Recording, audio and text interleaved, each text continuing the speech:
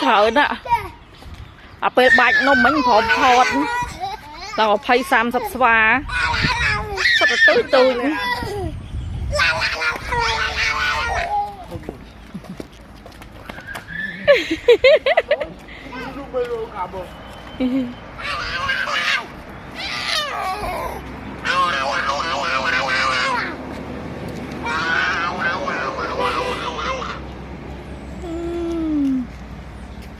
Sợ nó mà nơi đừng sợ mấy.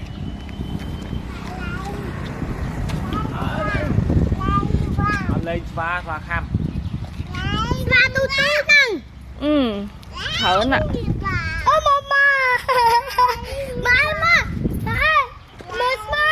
Mama tao ngạt. Anh ua.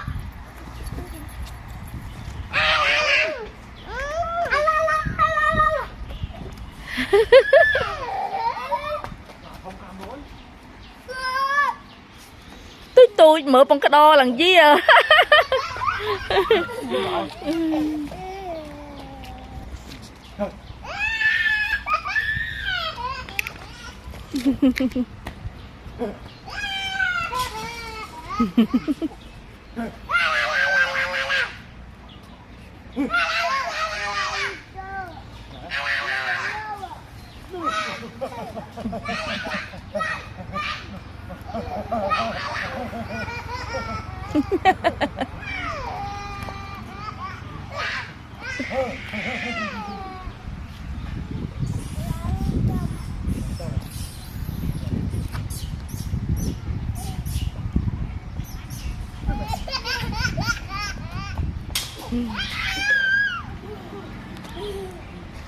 Sao ngọt ơi.